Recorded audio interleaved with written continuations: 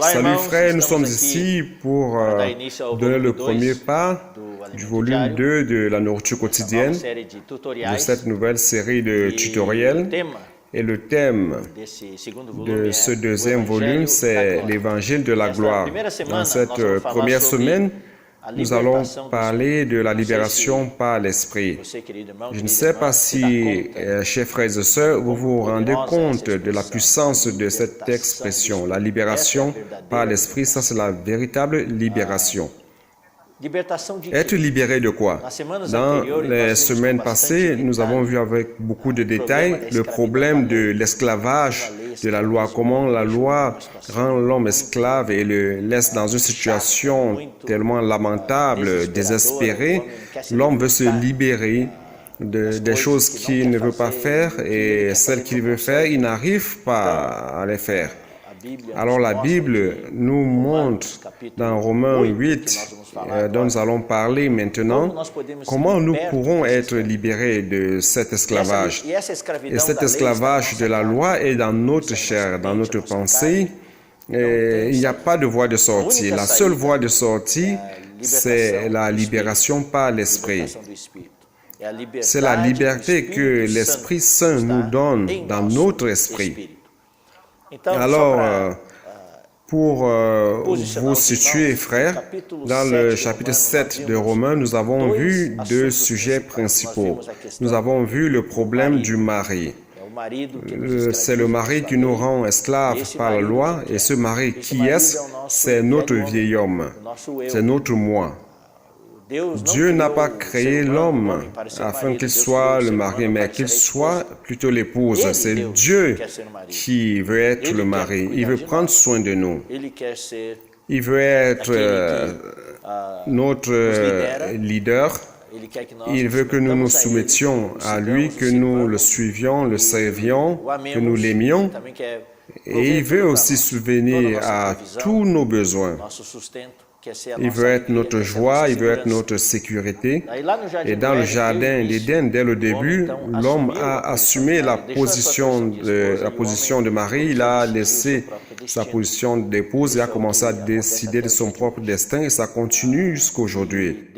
Dieu a créé l'être humain, esprit, corps et âme. Nous voyons cela clairement dans toute la Bible. Et Dieu veut que l'homme vive à travers son esprit, s'alimentant de l'arbre de la vie. Alors l'esprit de Dieu régnant sur l'homme à travers l'esprit de l'homme recevant Dieu en lui, alors l'esprit prendra soin et contrôle de toutes choses et régnerait dans son âme et donnerait vie à son corps. Mais ce qui est arrivé, c'est que l'âme s'est rebellée. L'âme de l'homme a pris l'initiative de régner, a commencé à régner à l'intérieur de l'homme et c'est le plus grand problème. Et Romains 7, à partir du verset 7 à 25, que nous avons beaucoup étudié dans les semaines antérieures, nous avons vu le problème des trois lois. Je ne veux pas entrer dans les détails aujourd'hui, mais la première loi, c'est la loi de Dieu qui est externe, c'est la Bible, c'est la loi de Dieu, c'est ce que Dieu a déterminé dans les 10 commandements, dans les statuts, les ordonnances, tout ce qu'il a mis dans sa parole qui exprime sa volonté, qui exprime sa justice, sa sainteté, sa gloire, tout est dans la Bible. Et la loi a une exigence. La Bible parle des justes exigences de la loi. C'est la première loi. Et la deuxième et la troisième loi de Romains 7 ne sont pas des lois écrites externes. Ce sont des lois qui signifient des principes actifs. Malheureusement, le même mot peut causer beaucoup de confusion. Il y a une chose, c'est la loi écrite, les règles de Dieu, les commandements de Dieu, les prescriptions de Dieu. C'est que Dieu a mis dans sa parole, qui exprime sa volonté. Et il y a une exigence à ce que l'homme puisse accomplir ses lois et obéir à la parole de Dieu. Ça, c'est la première signification de la loi. Les autres, ce sont les principes actifs, les naturels qui opèrent à l'intérieur de l'homme d'une manière spontanée et automatique. Donc, la deuxième loi naturelle, qui est la loi de la pensée, la loi du bien, qui est dans la tête de l'homme, dans sa pensée. Parce que l'homme a été créé bon, il naît bon. bon. Et après, il est corrompu par la société, par les habitudes, par tout ce qu'il apprend. Mais cet homme bon a quelque chose de bien aussi. Chaque fois que cet homme est en contact avec la parole de Dieu, surgit en lui un désir de faire la volonté de Dieu, d'accomplir la volonté de Dieu, de faire ce que Dieu veut. C'est alors qu'apparaît la troisième loi. Et cette troisième loi s'appelle la loi du péché et de la mort, qui habite dans les membres de l'être humain, dans sa chair. Ce sont les termes utilisés dans Romains 7. Et cette loi est tranquille, tranquille dans son coin. Et chaque fois que la loi de la pensée, la loi du bien décide d'accomplir la volonté de Dieu, cette autre loi se lève comme un monstre et elle est plus forte que la loi du bien qui est dans notre pensée et met en échec la loi de notre pensée et ne nous permet pas de faire la volonté de Dieu. Alors, c'est ce que nous avons vu dans les semaines antérieures. Et Romains 6, 14, je vais vous le lire. Il est nécessaire de l'expliquer car il dit « Car le péché n'aura point le pouvoir sur vous, puisque vous êtes non sous la loi, mais sous la grâce. » Ceci peut causer beaucoup de malentendus. Ce verset 14 du chapitre 6 est un verset clé, mais en fait, tout le chapitre 17 explique comment cela se passe-t-il. Pourquoi est-ce que et comment nous sommes sous la grâce aujourd'hui? Cette loi dans Romains 7 dit qu'elle est belle, sainte et bonne. C'est la parole de Dieu. Alors, ça ne veut pas dire qu'aujourd'hui, nous ne sommes plus sous les 10 commandements, sous la loi de Dieu. Non, ce n'est pas cela. Quand il dit que nous ne sommes plus sous la loi, il parle de cette demande, de cette impossibilité de l'homme de pratiquer la parole de Dieu et de l'accomplir. Cette frustration de l'homme qui tente d'accomplir la volonté de Dieu et qui chaque fois tombe en échec. C'est ce que ça veut dire. Nous ne sommes plus sous la loi mais sous la grâce. Comment cela s'est passé? Mais Romains 17 explique tout cela. Mais je voudrais d'abord vous expliquer que cette loi n'a pas été abolie. Beaucoup de gens pensent, mais dans le Nouveau Testament, nous n'allons plus pratiquer la loi, nous ne devons plus garder les 10 commandements. Mais au contraire, cette loi a été même élevée. Liée Matthieu chapitre 5, 6 et 7, par rapport à l'homicide et à l'adultère. Lorsque vous regardez déjà, vous avez déjà commis l'adultère. Donc cette loi a été élevée. Mais ce que Dieu veut nous donner ici, c'est la capacité, c'est le pouvoir de pouvoir accomplir la loi de Dieu sans nous frustrer par les efforts qui culminent par les échecs. Alors, dans Romains 7, nous avons la loi et son esclavage. Dans Romains 8, que nous allons voir maintenant, nous montre l'esprit et la liberté. Alors, pourquoi l'homme échoue-t-il? Ça, c'est très important.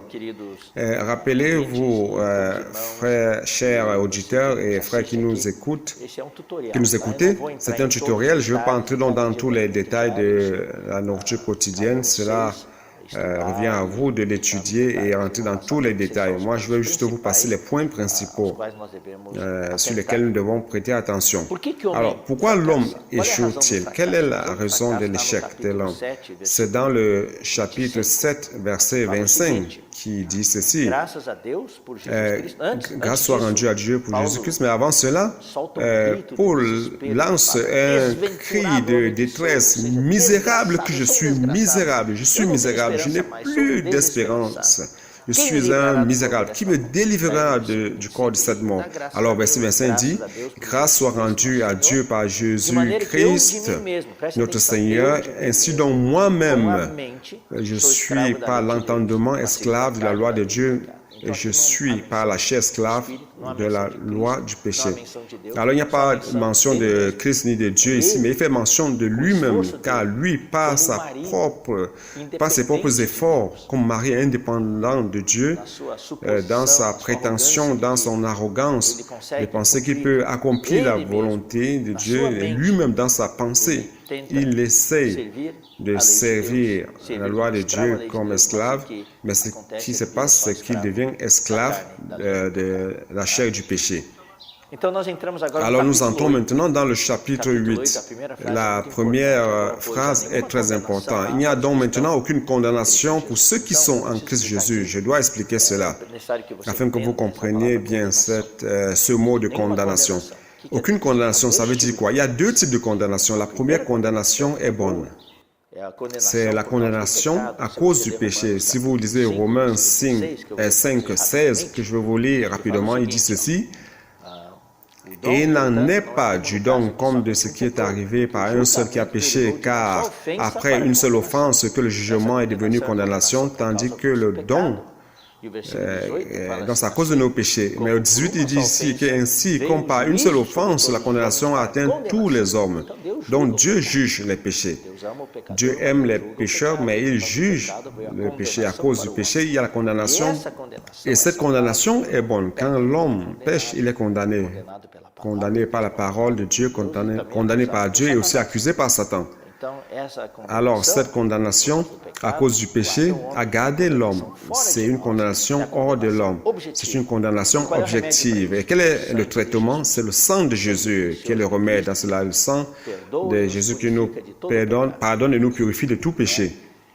Alors, maintenant, la condamnation de Romains 1, c'est une deuxième catégorie qui est à l'intérieur de nous, qui est subjective.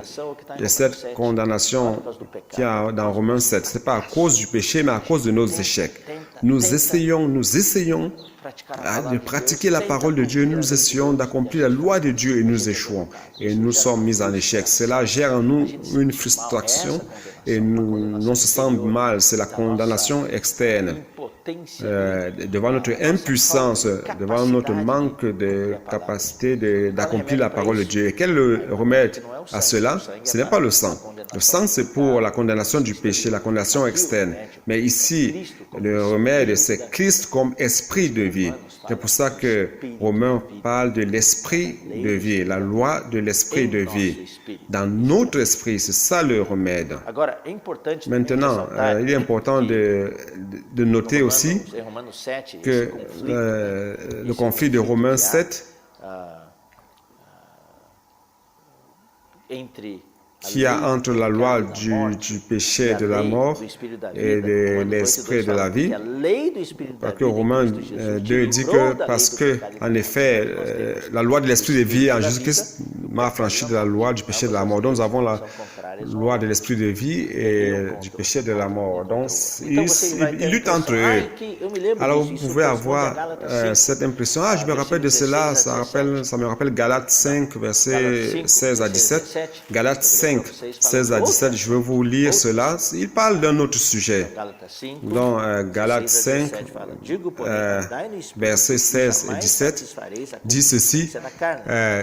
Je dis donc, marchez selon l'esprit et vous n'accomplirez pas les désirs de la chair, car la chair a des désirs contraires à ceux de l'esprit et l'esprit a des contraires à ceux de la chair. Ils sont opposés entre eux afin que vous ne fassiez point ce que vous voudriez. Ici, ce n'est pas la loi de l'esprit de la vie contre la loi du péché et de la mort. Ici, c'est la chair contre l'esprit. Alors, je vais profiter de ce moment pour vous passer une vérité très importante. Dans la Bible, nous avons trois conflits qui impliquent le Père, le Fils et l'Esprit Saint, c'est-à-dire Dieu, Christ et l'Esprit. D'un autre côté, nous avons le monde, le diable et la chair. Dans 1 Jean 2, 5, nous avons le monde contre Dieu. Vous devez lire ce verset. À cause du temps, nous n'allons pas le lire, mais vous devez le lire. 1 Jean 2, 15. Nous avons le monde contre Dieu. Ça, c'est le premier conflit. Dans 1 Jean 3, 8, nous avons le diable contre Christ. Et Galates 5, 16, 17, nous avons la chair contre l'esprit. Alors nous avons les trois conflits qui sont le monde contre Dieu, le diable contre Christ et la chair contre l'esprit. Alors, ceci n'a rien à voir avec Romains 8.2. Romains 8.2, c'est la loi de l'esprit de vie contre la loi du péché et de la mort.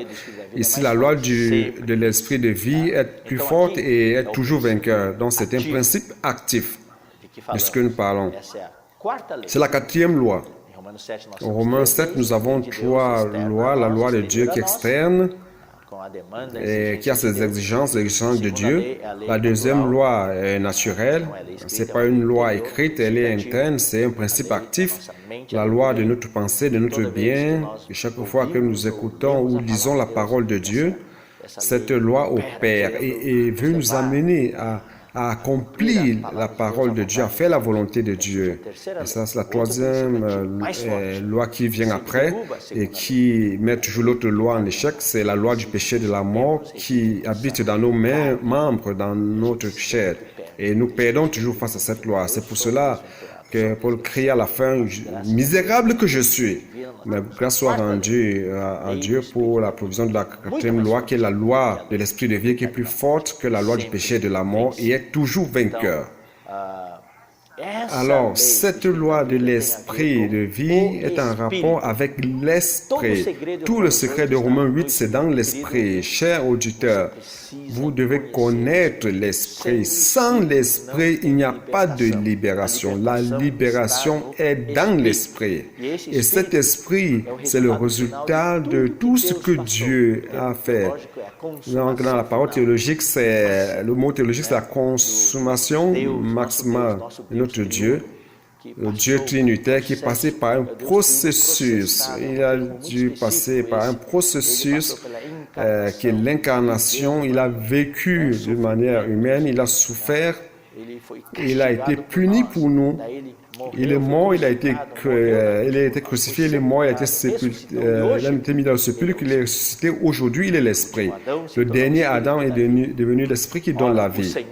Le Seigneur est l'Esprit et celui qui s'unit au Seigneur est un esprit avec lui. Tout ceci montre l'importance de l'Esprit et cet Esprit est à l'intérieur de nous. Alors, la loi de l'Esprit de vie est installée en nous et est prête à opérer. Il vous suffit de l'activer, de l'actionner. Alors, pour faire cela, nous devons exercer l'esprit. Pourquoi nous sommes dans l'église aujourd'hui? Pourquoi servez-vous dans la vie d'église? C'est pour apprendre à exercer l'esprit. Vous pourrez lire dans la nourriture quotidienne tous les détails. Je vais juste mentionner la loi de la gravité, qui est comme la loi du péché de la mort qui nous maintient au sol et ne nous laisse pas prendre de l'envol.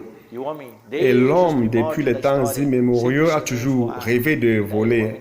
Il a essayé plusieurs fois sans succès jusqu'à ce qu'un jour, un certain scientifique suisse, Bernoulli, a découvert la loi des fluides, appelée la loi de Bernoulli, le principe de Bernoulli, sur lequel le design des ailes de l'avion est basé.